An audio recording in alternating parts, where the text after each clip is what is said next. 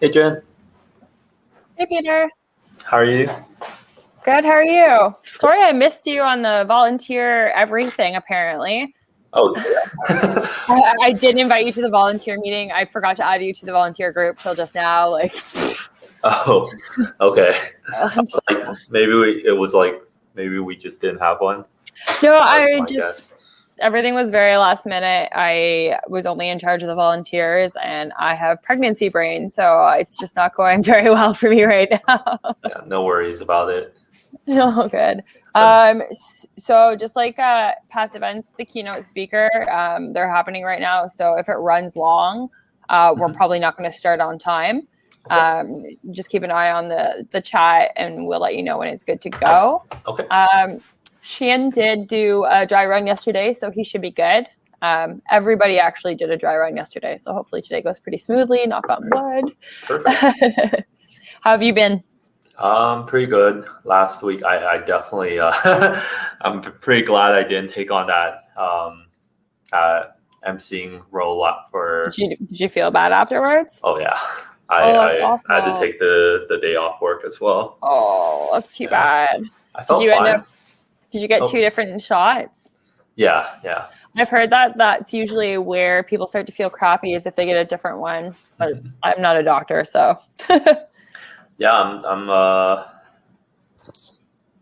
I there was I think there was news about how like we might not be able to travel if you have different It's really shots. weird because Europe's the place that started doing the double dose of different things. So like Mhm. places like England were like leading in the trials for that. So I'm not really sure. I think it's just some countries are on the fence because they don't necessarily have the protection themselves. Like Mhm. uh, Barbados, for instance, my girlfriend lives there, and they Mhm. got Johnson and Johnson because that's all that was available to them. I see. So I think it's more third world countries are just nervous that Mhm. people are going to bring things with them because like they aren't going to be ready or prepared for outbreaks as much as we are. Yeah, yeah, that makes But sense. I'm not sure if that's even factual. And like Pfizer's released that we probably have to get a third shot anyways. It'd be nice if they just made their mind up. Yeah, I hope the third dose doesn't get even worse.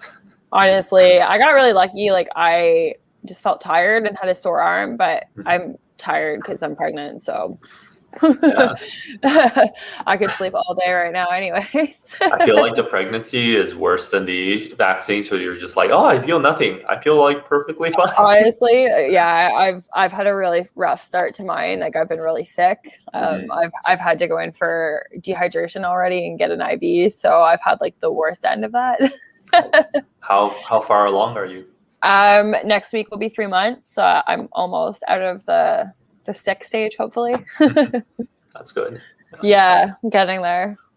I'm about to get fat though. Yeah. That's Is all this right. first child? Yeah, we're pretty excited. Exciting. Yeah. I was getting old and so is he. So we were like, guess we gotta get started on that. I mean, perfect time. Right Yeah. before COVID's over. Yeah. We're like hoping that by the time we're ready to pop the kid out, he can more than he can come to the hospital and things like that. But Yeah. who knows? Now I wonder where our speaker is. I'm going to email him. I told him to be here this time yesterday. I'll give him a couple more minutes. Have you been up too much? Have you done anything since the world's reopened a little bit? Anything fun? Not really, to be honest. Kind of. I didn't even know you could like dine in at restaurants until yesterday. It only started on the 16th, so like literally Friday. Okay, So so you haven't missed much on that front yet. I was one of my friends visiting, so I was very surprised. They're like, "Oh, we could go to a restaurant." I'm like, "There's no patio at that restaurant." They're like, "You could eat in." I'm like, "What? You're like, The wait a world's minute. open? I could leave my apartment?" You can go to Wonderland and shit now. Wow. I mean, It's you have to like book in advance. It's 50% capacity. You have to wear a mask on a ride, but you can still go. I wonder how like would wearing a mask on the ride get worse or like I mean, like if you get sick on rides, it's probably oh god, yeah, not ideal. be Uh, everywhere. couldn't imagine because like the mask is something I struggle with nausea. So I can't imagine people on rides with that. That's fair, yeah. Or going on boats as well, like cruise ships or even smaller ones. Like the planes and stuff. Like we want to travel in October if we can swing it, but who knows? I'm just emailing the speaker. Okay. So I have it on my introduction, a reminder to tell people to check out the partners at the booths. Yep, same thing as always, basically. There's no Slack channel or anything like that. It's a smaller event. Okay. Like I don't know if we're even going to see 100 people on the platform at any point. So, all right. Yeah, it's just going to be a baby one. We will be releasing talks a little bit earlier, like rough recordings of them. We're going to cut like this part out and then the Q&A out and just like the recording out.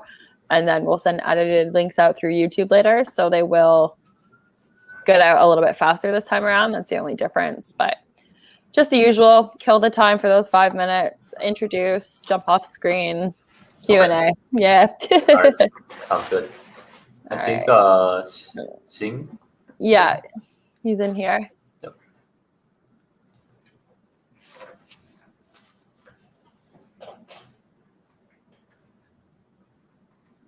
And jump on screen whenever you're ready.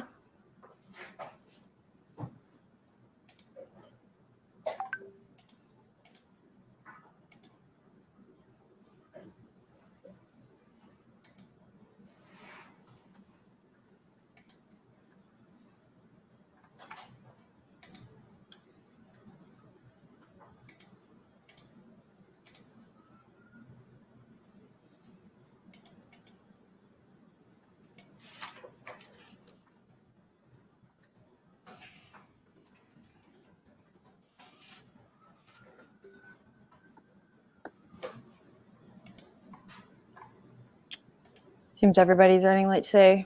Krishal can't find his speaker either. Shen, you can jump on the screen whenever you're ready, just like yesterday.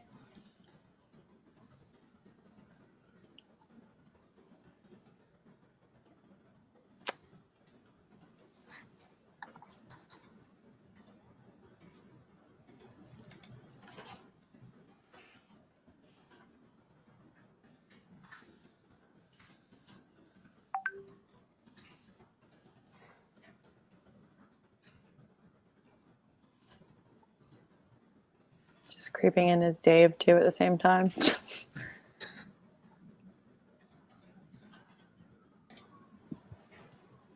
Oh. Okay, I'm just gonna check something quick.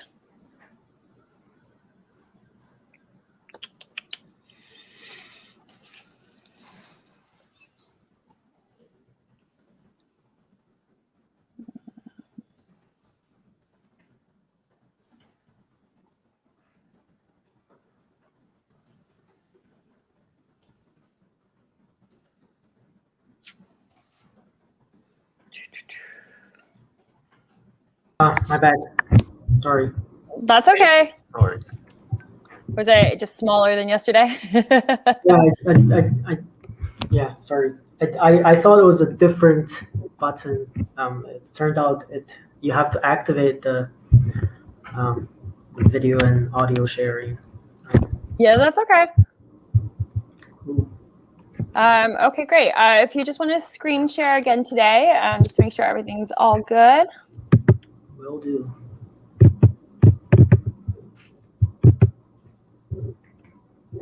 Hope you can all see. Yes, perfect.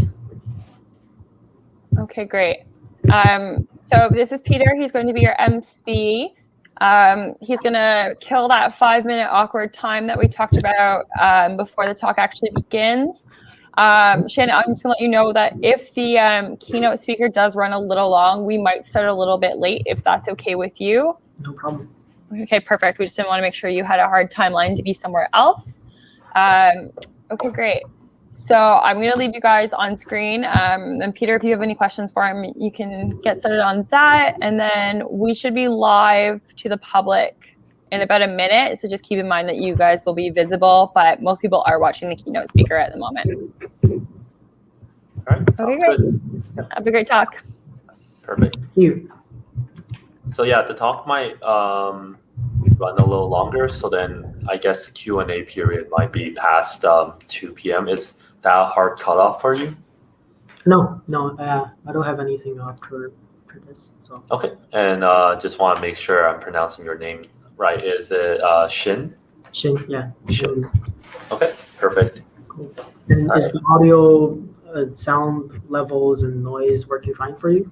Yeah, it sounds fine. A little bit echoey, but Yeah, it's probably maybe I should take a headphone, but then my sound is becoming a bit weird. But I'm assuming we don't have a lot of conversations. So yeah, it's I think this is fine. yeah, cool. Okay. So yeah, I think we're live now. So usually we just like turn off our camera and then I'll hop on around when the speaker start. I mean when I get the go ahead to start. So I'll see you then.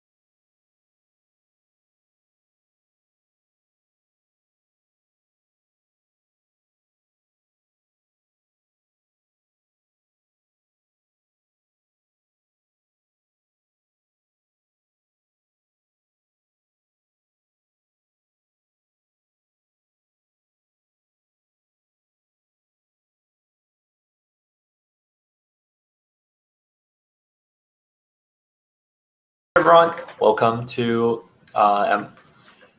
today's event. We will start in 2 minutes. We're just letting everyone head over to this session from the main stage.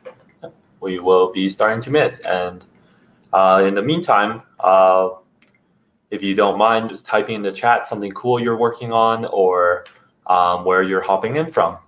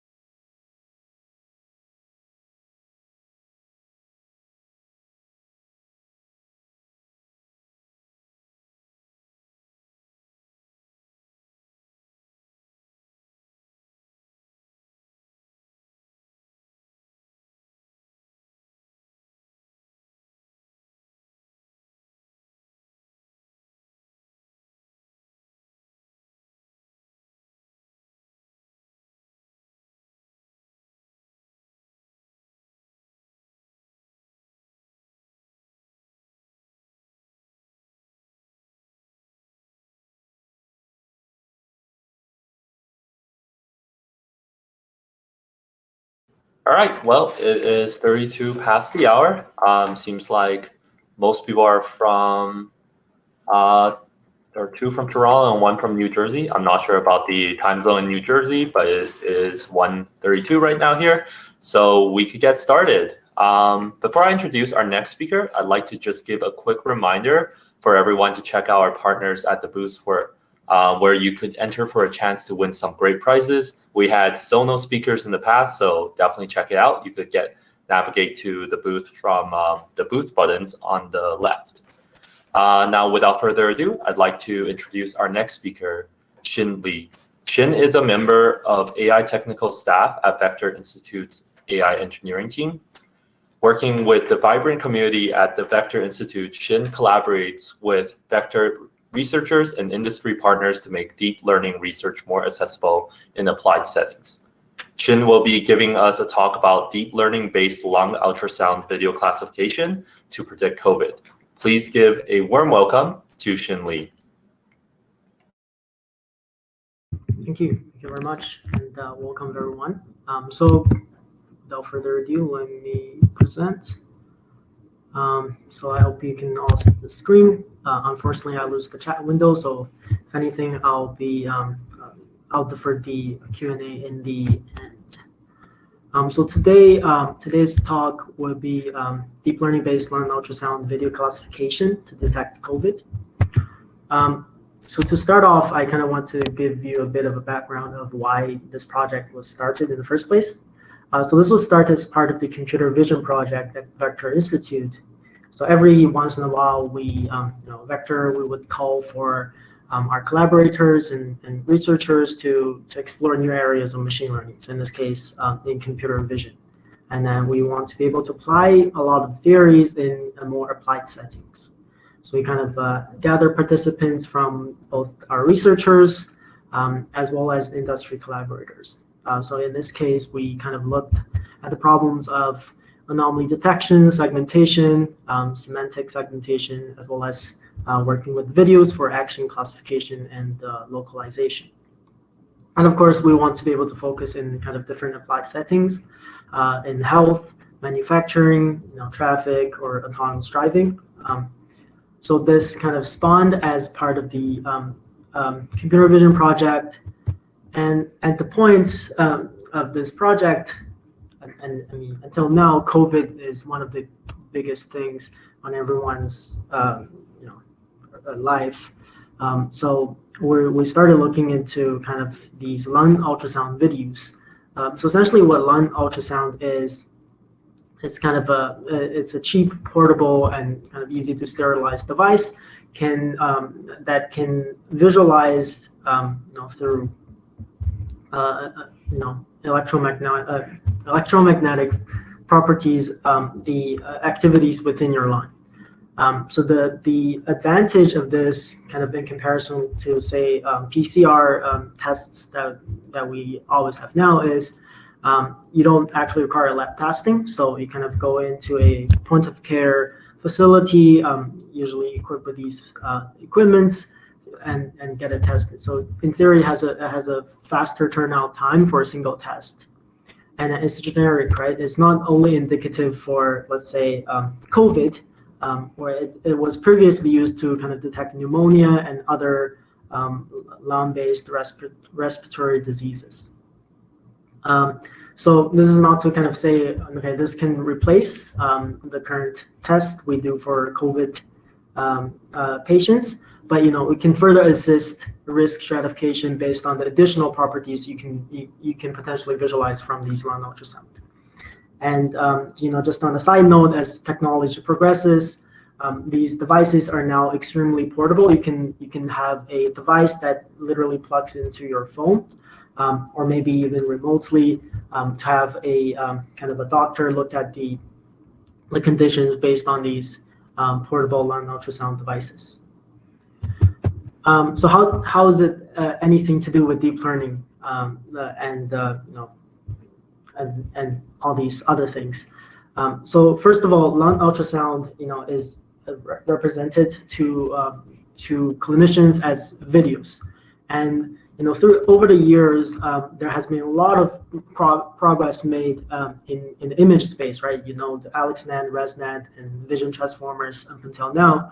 But similarly, there's a lot of progress also made in video space, right? Because a lot of the findings that people do find in the 2D or in the image space transfer quite well into videos.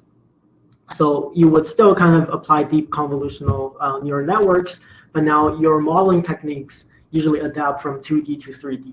So convolution as an operator is, it can be applied in two-dimensional, and it can be applied as a three-dimensional filter, right? You kind of go as a cuboid. So what changes now is your input before, which was let's say an image, now includes a temporal dimension. And now with that input change, there has been a lot of effort in the modeling side of things. So people started with LSTMs kind of to sequentially feed these images into ConvNets, to classify actions, and then eventually people trying to just feed the entire thing into a 3D convolutional neural network. And there are kind of techniques adapted into having multiple streams of inputs to your neural networks, just to model different types of semantics, right? You can have motion level or maybe picture level semantics that you want to be able to capture in these different streams.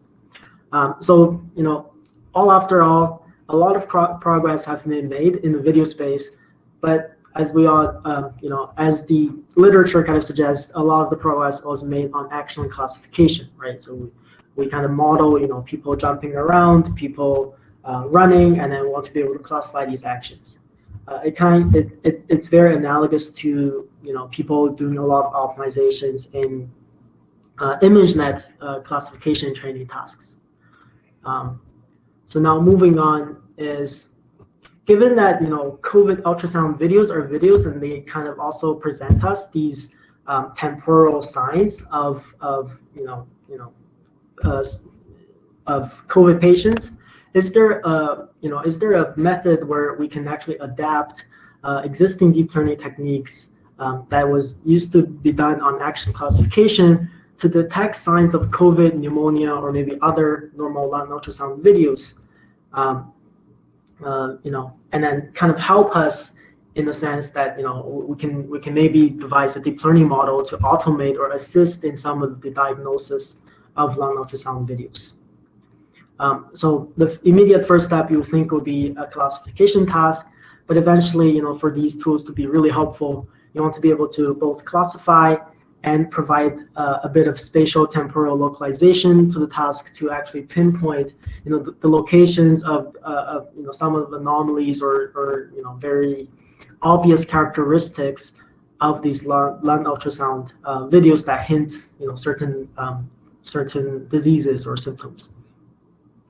So a bit of a disclaimer is that this project is not developed. This project is only developed as a proof of concept for exploratory purposes. So none of our methods or results have been kind of clinically proven, verified, or applied in a clinical setting. So this is not also an endorsement or advocate for the methodology, to be applied tomorrow, in a hospital, right? So we just want to see if, taking the existing advances in action classification, does the techniques transfer well to, medical videos of lung ultrasound? So this, I'd like to, start with a demo, right? So we have also put the code in this link. So if you get a shareable presentation, you should be able to click and navigate to this GitHub repository. So again, what we want to be able to visualize or show you here is a few of the examples and a few of the predictions and kind of some insight on what the model did. Again, so the first thing is training data, right? We want to be able to train a deep learning model.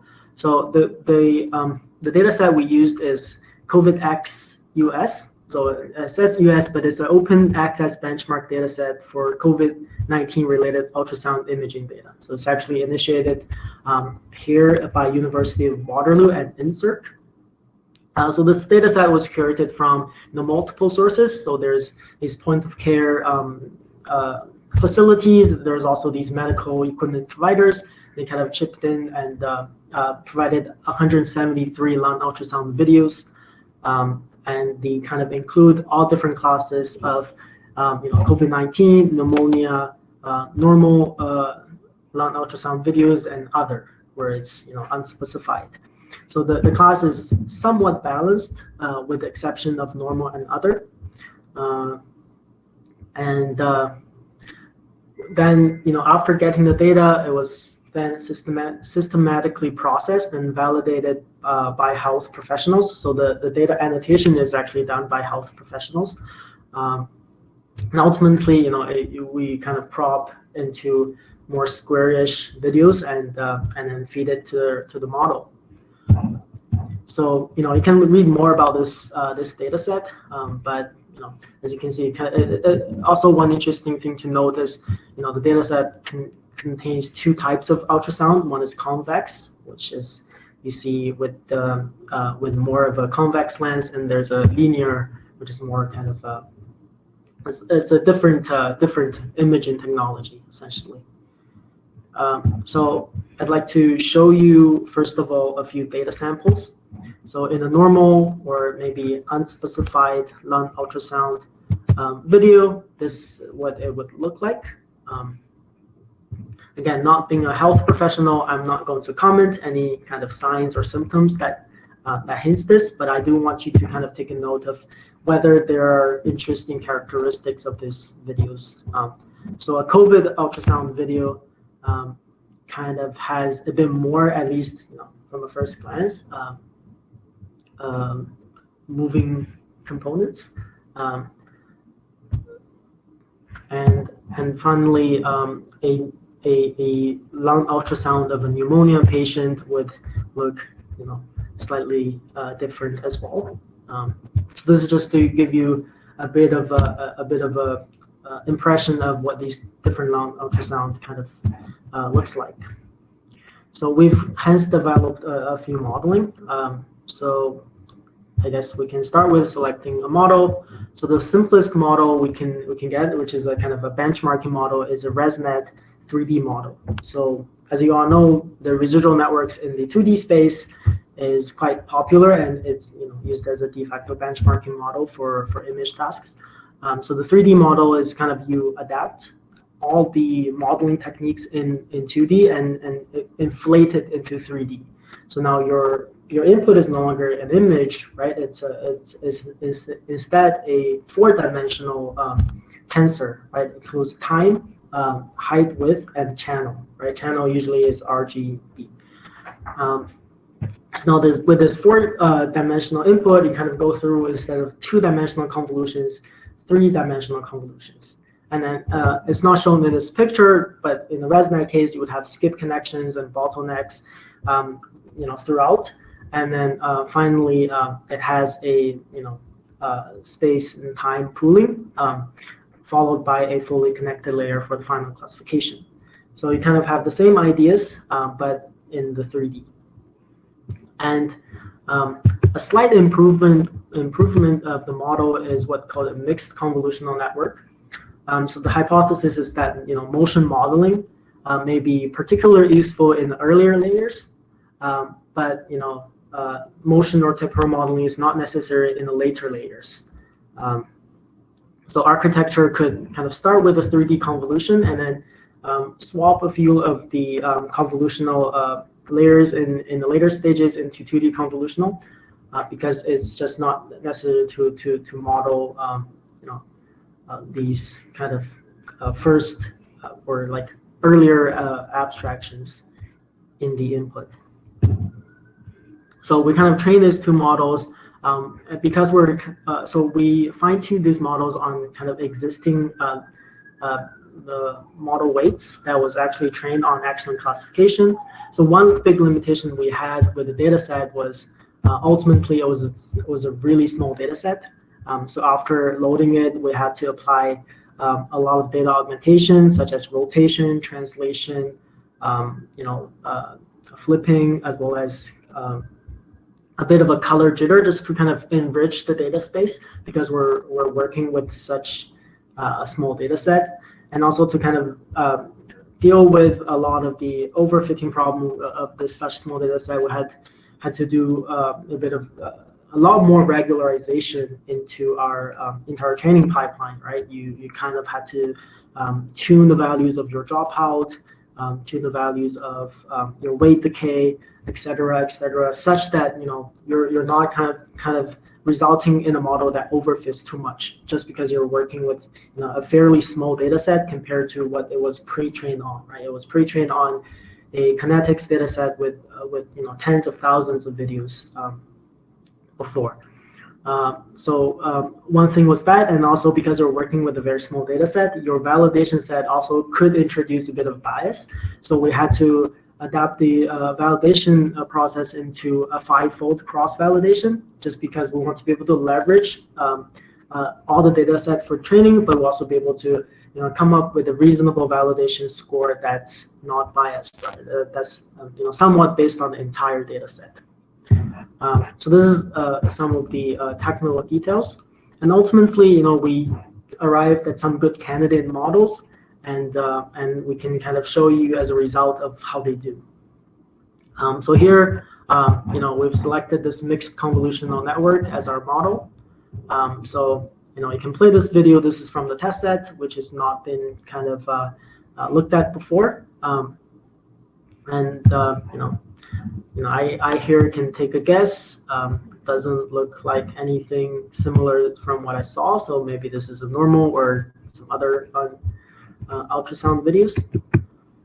So you can test the video against the model. It'll give you some predictions, and it predicts with 74 confidence that this is the kind of a normal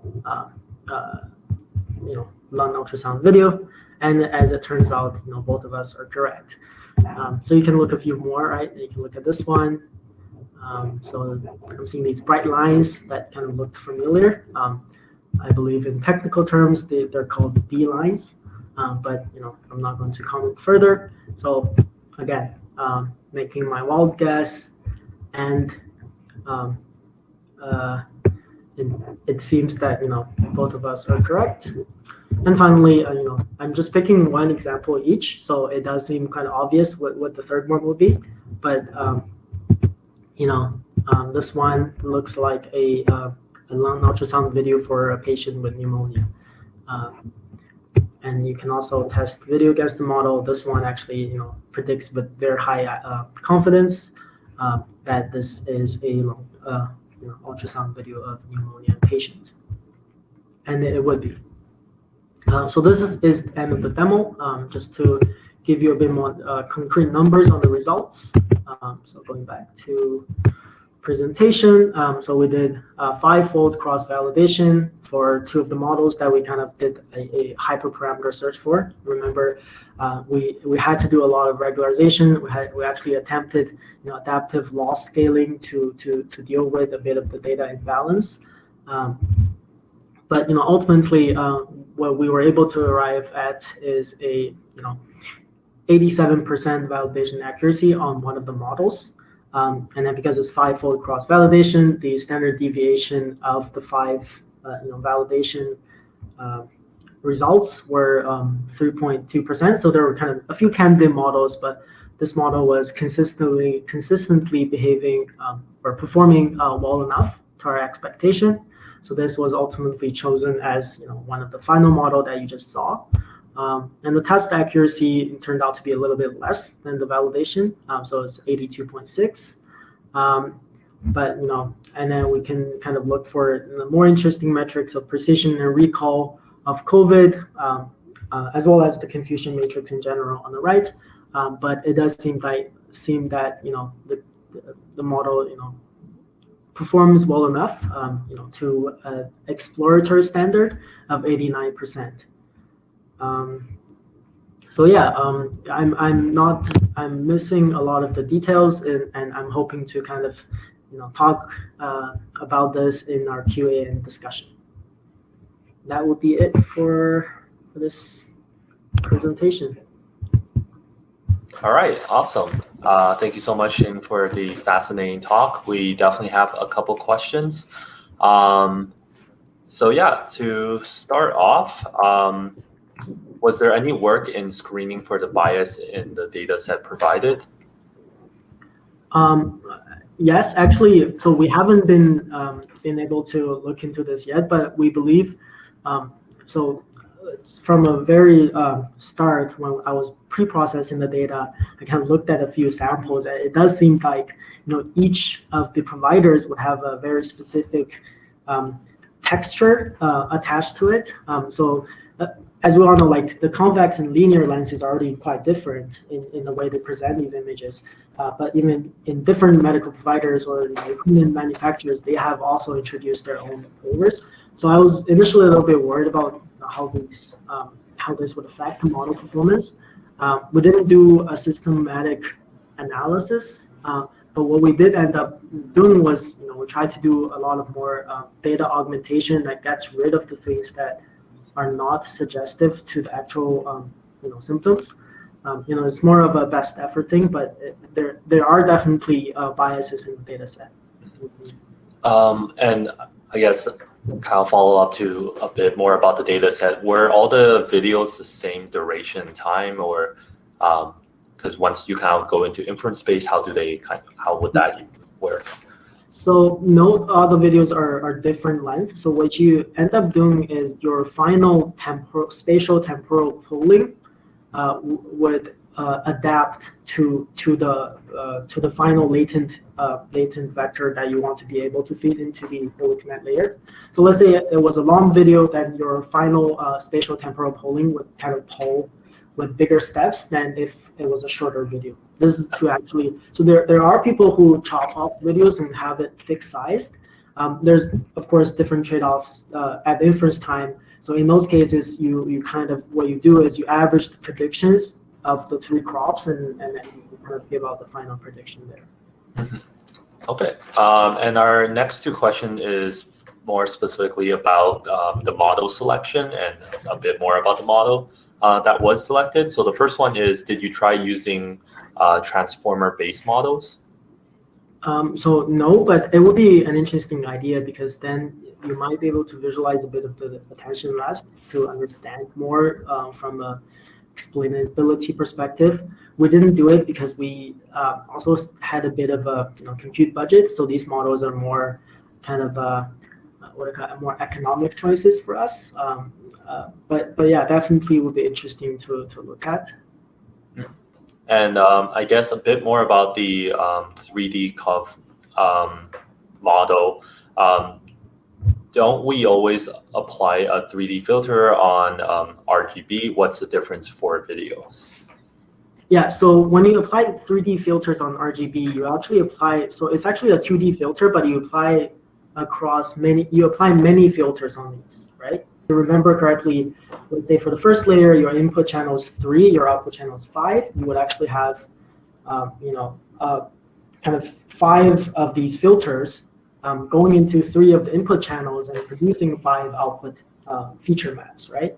So that's actually a 2D filter, but you have 5 of these 2D filters. So I wouldn't say them as 3D comps.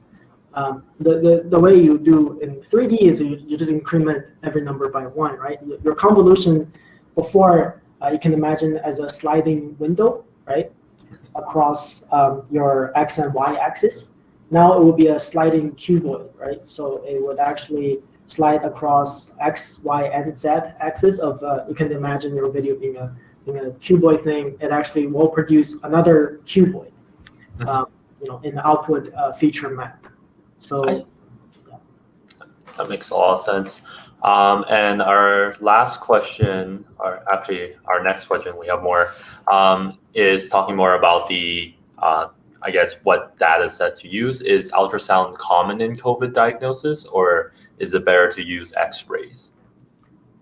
So I'm not an expert in the health space. So X-ray, I believe, is more of an image-based, and ultrasound is more of a reflection or like wave-based response. So although it both ends up as video or imaging from a normal user, but the technology that's used to generate images is different. So that's one thing I know about. The thing about ultrasound that I found different was, if you think about the CT scan or X-ray, you kind of had to go through this large equipment, and you had to have a lot of prep time for such examinations. But the ultrasound machines are more kind of a bit easier nowadays with the technology improvements. I see. And you mentioned earlier that ultrasounds are very used. It's very cheaply to use, right? Deployable. So I guess a little bit back about the transformer model. How can you apply that to videos? So I think a technique that you would do is usually you kind of have these 16 by 16 patches of your original input, and you fed them sequential as sort of imagine the transformer cases, you had the tokens, right? You kind of tokenize your input. So I think that the method you would do is you patch up your images and you kind of treat them as tokens in the transformer, and then the transformer would use the attention layers to kind of find the relationships there. Yeah, I see. That's a really interesting implementation. Definitely will look more into that. And I guess our last question is, are there any next steps for your model in this space? I think for health, like one thing we need, so that's why we did the disclaimer. One thing that's particularly important is explainability. Like, can you explain the 89% that you got? Like, what does it mean? Like, what did it get right and what did it get wrong, right? So there are a lot more technologies nowadays on deep learning model explainability. You can kind of visualize saliency maps. You can do GradCam to visualize where the model is basing its prediction on. So that's one of the things we want to be able to look at. And after that, you can actually devise a bit more feature of your model, right? You can say, this is my prediction, this is what I'm basing my prediction on. So because ultimately we're not using this as a safety critical component, right? Like, we may be able to use this as some assistive technology to clinicians, right? So you want to be able to provide as much information as you can to that process. So I think that would be a next step for this. Yeah, definitely makes a lot of sense, and that would be a very exciting next step to be able to have a lot more explainability and being able to implement that. So yeah, that should be it for the questions. Thank you again, Shin, for this amazing talk, and thank you everyone in the audience for tuning in. we will be having a short 20-minute break, 20 to 25-minute break, and starting at 2:25 Eastern Standard Time. Cool. Thank you. Perfect. Thank you.